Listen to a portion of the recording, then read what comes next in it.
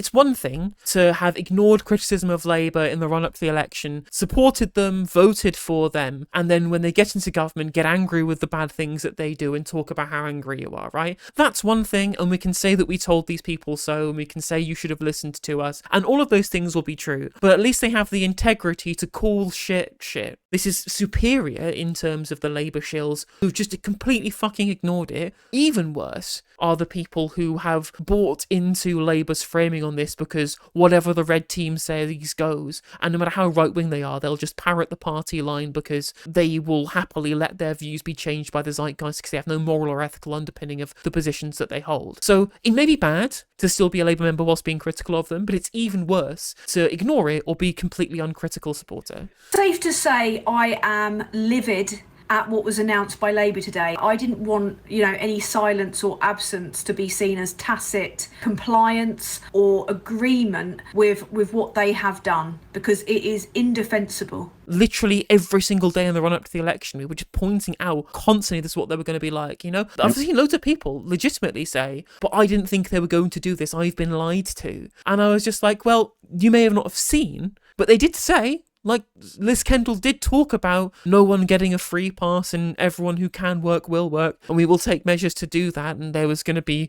a tough look at the welfare system. They did say they were going to be like this. The current Chancellor of the Exchequer said they want to be tougher on benefits than the Tories in 2014, tougher than George Osborne, right? It's not like there wasn't the signs that were there, you just ignored them. Everything about this has been despicable, from the briefings that absolutely did happen, because that's precisely how it works. There are people out there trying to defend it, trying to claim that this is all the big bad press. I mean, the press are feral, click-obsessed psychopaths, but they don't pluck it out of the air. And if you don't believe me, Google the dark arts. If the press isn't briefed by Number 10, then it will just look at what the Tories were proposing to do and draw comparisons, although I imagine there wasn't that much of a comparison on this particular occasion. Of all the policy to drip feed, this was not the policy to drip feed. People have been worried sick for weeks about this, and it has a real life impact on people who are struggling with life limiting disability, with conditions that affect their everyday life, some of which may be psychological and worsened by this kind of behaviour. I have friends on benefits, I have family members that need to claim incapacity benefit, I have friends with severe disability that will be impacted by this. I have conditions myself that if I was claiming benefits would be impacted by this. There is absolutely no part of me that is in agreement with it,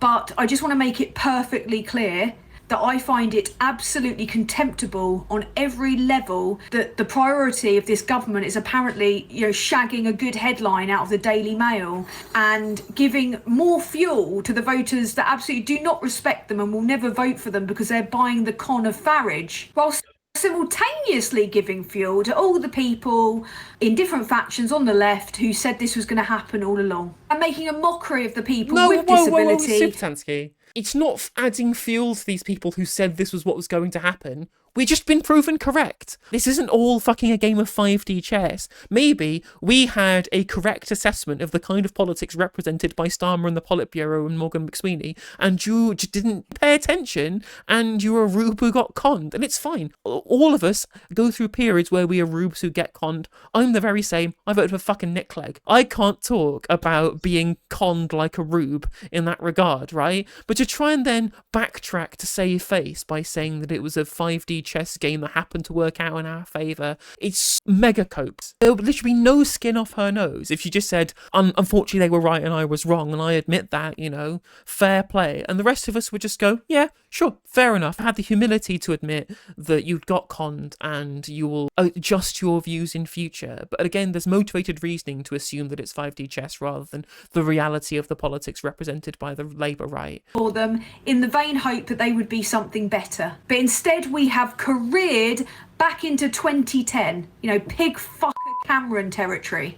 And we have got people being forced to now jump through ever more challenging hoops just to get a little bit of support, having already endured 14 years of abject fucking misery, and the patronising delivery of it, painting this as some kind of moral crusade, as a bunch of people in John Lewis suits stand there on 91k a year plus expenses telling poor people, well, you're just going to have to suck it up, when they could be taxing the wealthiest people in this country. But now, this is where you don't have any excuse, because they absolutely ruled that out during the general election campaign. General election campaign that you were very enthusiastic for, and that you thought everyone should go and vote for Labour. And they strictly said, we have these fucking rules, we're not going to tax rich people. This is the words of Rachel Reeves. Again, when asked by Charlie Stay, why won't you tax the rich? She said, if you want taxes for the rich, you should vote for somebody else. Guess who was proposing taxation on the rich during the election? It was the Green Party, and you told people not to vote for them. You told them to vote for Labour, who were telling you they weren't going to do this. And now you're getting frustrated at the idea that they're not doing the thing that they were explicit in saying they weren't going to do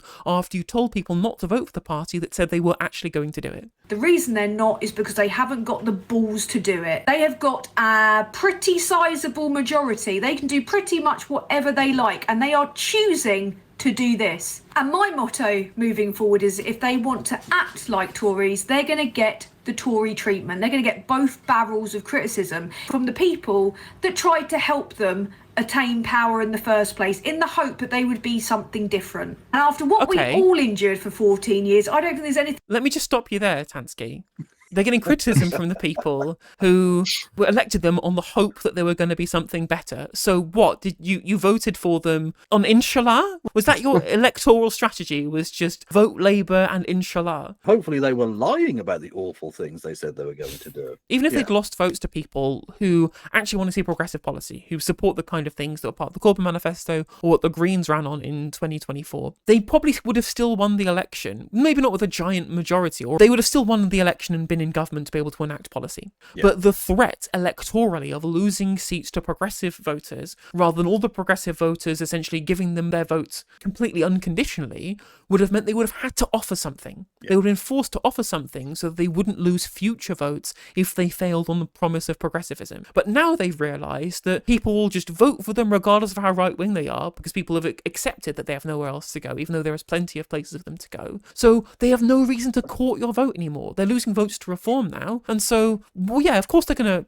try and out-reform. That's where they think their electoral cohort is going to be in future, because their existing cohort is full of people who will literally vote for them regardless of how many conservative policies they do and or promise to do.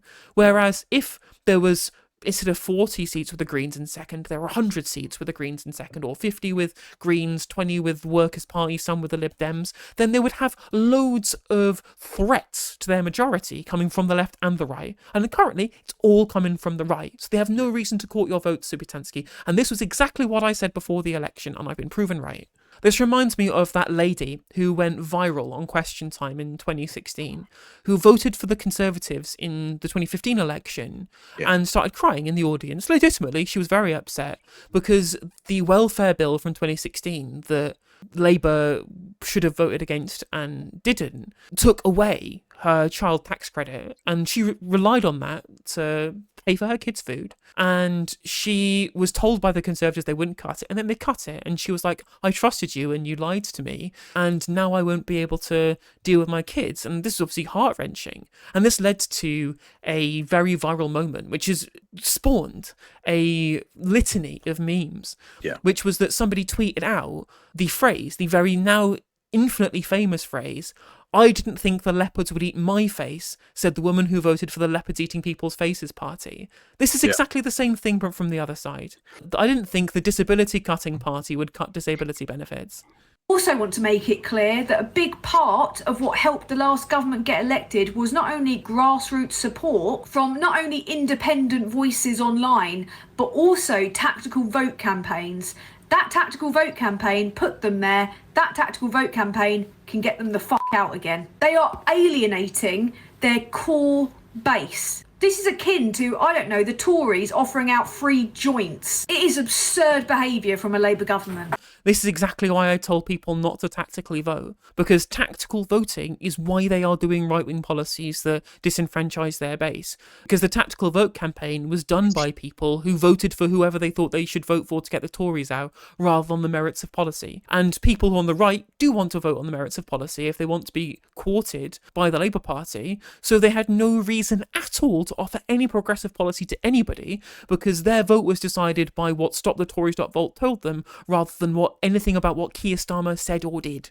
I don't just encourage people to flood the inboxes of their MPs. We're going to need some direct action on this. Even if they do U-turn on it, the damage is done because they've tried to do it. But sadly, I don't think they are going to U-turn, no. They've chosen who is going to take the hit. No, they think against all logic and sense that there's like an untapped pool of resources amongst, I don't know, the people that are caring unpaid for their loved ones, the people topping up their terribly low wages with universal credit, and the severely disabled. Yeah, they're just, you know, they're just a resource just waiting to be used as cheap labour by the billionaires that Labour is refusing to tax, aren't they? It makes zero sense politically and morally and economically. You could make tens of billions of pounds by putting a wealth tax on the richest people in this country, and that— I'm gonna olive branch here. Maybe not to Supertanskiii, but people who are sympathetic with Supertanskiii who might be watching this.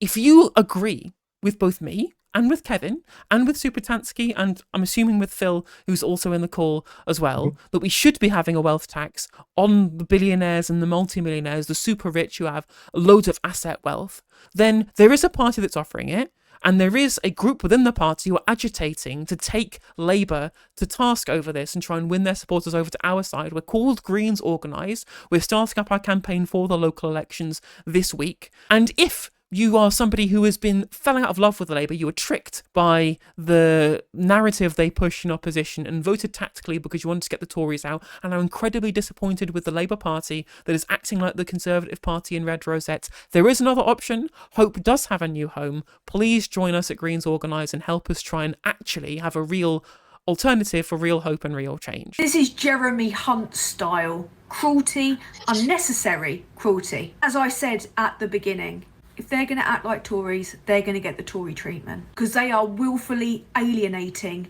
their voter base. I encourage people to vote tactically to get out the threat. Supertanskiii says vote tactically. Hey, good thing Greens came in second in 40 seats and 8 into Labour majorities. Yeah, because if people wanted to vote tactically against Labour this time from a progressive perspective, that's now harder because people refused to vote for the Greens when you basically had a free vote to do so because Labour were nailed on to win the election last time round, right? If people had voted with their heart and voted for a real progressive party, there would have been 60, 70, 80 potential seats where Greens may potentially have been in second. I'm not saying there definitely would have been, but there was the scope for them to be there if people who wanted to vote Green just voted Green and Labour had won with a smaller majority.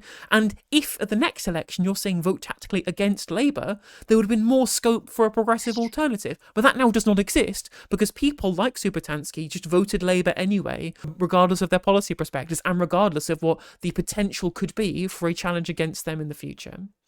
Yeah. If you enjoyed the video, make sure that you like and leave a comment. That helps the video out in the algorithm. If you subscribe and ring the bell, it'll let you know when I go live. I stream every day on YouTube and Twitch. You can also follow all of my socials down in the description. And if you want to support me in a more financial manner, there's a join button for membership. It's just 99p to be a member on YouTube, as well as a Patreon, and there's some merch there as well. And hopefully I'll catch you on the next video. Take care.